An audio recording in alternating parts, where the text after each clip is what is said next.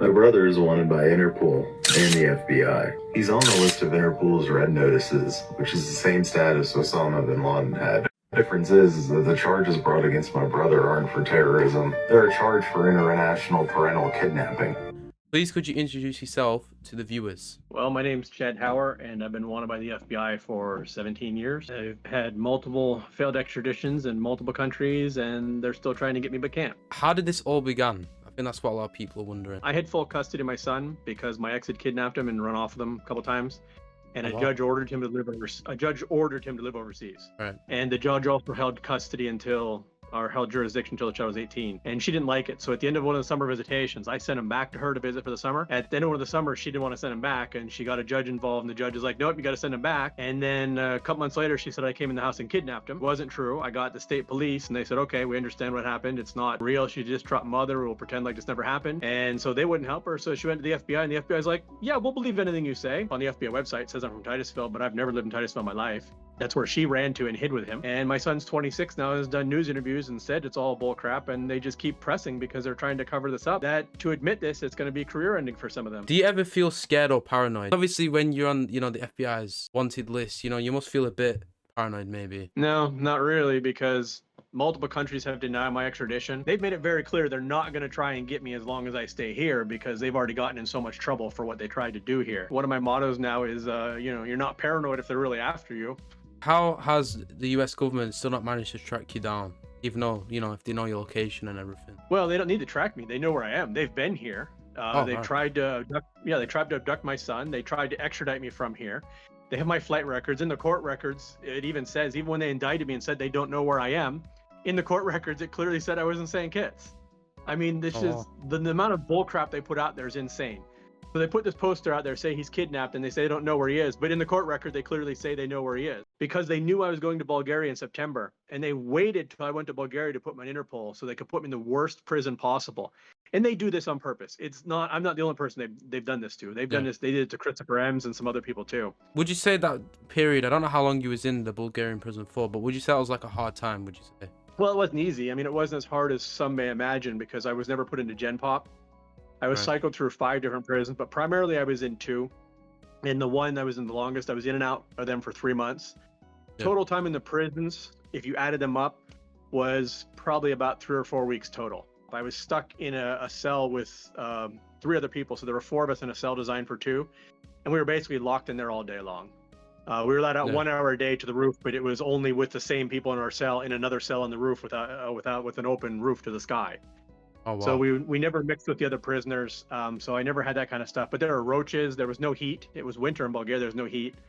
There were so many roaches that I'm pretty sure if they exterminate the roaches, the prison will fall down. Their families would send them food and they shared with me. If not, I wouldn't have survived even the weeks I was in there because they served you minimal food. It was like rice and beans and then a small fish. You either got the fish head or the fish ass. So how does it feel to be on the FBI's most wanted list after all these years? Well, to be clear, I'm not on the most wanted list. The most wanted list is a publicity stunt that they're like, every few months they're like, well, we haven't caught these 10 people yet, so let's get the media all hyped up about this. Yeah. But yeah, I'm on the FBI wanted list, but not the most wanted. I'm not Edward Snowden or something, but I have been wanted longer than him, and I've succeeded more extraditions than he has.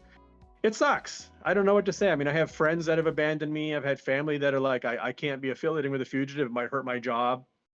And, brothers and sisters, some of them. And it's just, it sucks. It sucks. But what can I do? They know I'm innocent, but the FBI comes down so hard on people. And the FBI showed up at my mom's house and tried to intimidate my mom. They've called my lawyers. They call media reporters. The FBI, they're not nice people. They're really nasty when they do this kind of stuff, especially when they're trying to cover up their own actions. What would actually happen if you handed yourself into, like, the FBI? Well, there's 2 things. One is they won't allow me to. If I did, I'd basically die in prison. Prison healthcare is crap. I mean, and, people think from watching Fox News or TV that prison healthcare is good, but it's not. It's horrible. You can see the TikTokers from the former prisoners on TikTok who've talked about it. I'd sit in prison for several years without a trial, and they'd release me without any evidence. They'd try and force me into a plea bargain. He said the only way to turn myself in is to turn myself into the U.S. Embassy in St. Kitts. But there is no U.S. Embassy in St. Kitts, and he knew that when he said that.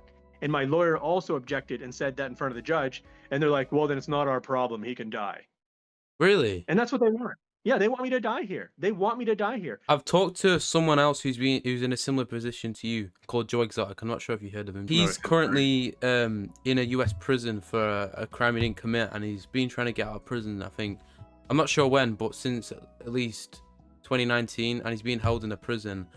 And talking now with you, it's very similar, because he's got a couple of medical conditions, and like as you were saying before about the prisons and the medical care is terrible. Like, I was talking to his lawyers and to him, and like, I think he's got a dental problem, and he's been sitting there for months and months and months just for a tooth to be pulled. JD DeLay is a former prisoner, and he did a TikTok today about how he's only missing one tooth because when he was in prison, there's a problem with it. It should have just been filled, but the prison doctor's like, we don't do fills, we only pull them. So, and he ripped his tooth out, and he didn't even Really? proper painkiller, and that's how they deal with cavities and stuff. Who needs to watch this video to make an impact on you getting unwanted and to be a free person? The Intercept, they are a media organization which specializes in FBI abuse, but we haven't been able to get their attention. Like Wendigoon, Concrete, or Joe Rogan. I mean, Joe Rogan could cover me and save my life.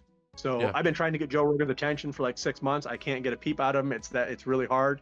So if anybody's got a contact with Joe Rogan, or just keep emailing him or tweeting him, guys, Joe could save my life quickly. Yeah, definitely. I mean, Joe Rogan literally knows everybody, you know, in the business. Yeah. I think what the best thing we're doing, obviously, you know, trying to get someone like Joe Rogan to make it, you know, more widely well known. I think at that point, you know, like more bigger, you know, news sources will then, you know, talk about it and stuff. And then that's eventually where I think, you know, your progress will be made. What's irritating too is that this is a case that an aspiring reporter or podcaster could make their career on.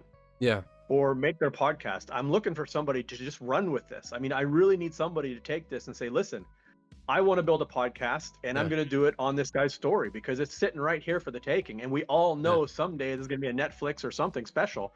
But I need to be alive. I still have 2 kids under 18. I'm remarried. I want to live.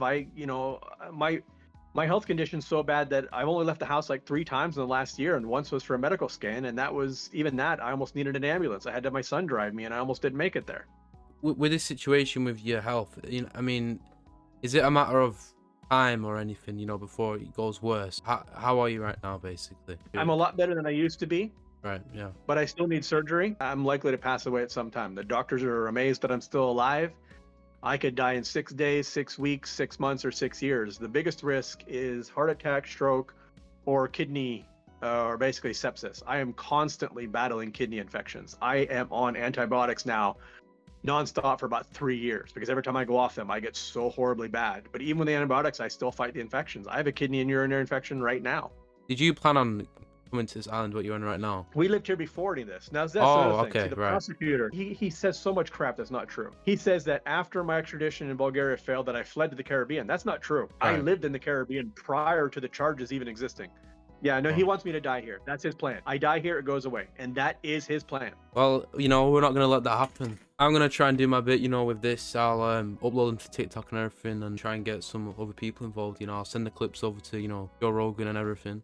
I'll try. What was your life like before you became wanted? Well, before that, I had a senior position at Microsoft. Oh. I was a Microsoft regional director. I had a very successful career before they absolutely, utterly destroyed my career. If the government, if any government, you know, FBI or anything are watching this video, what message do you have for them?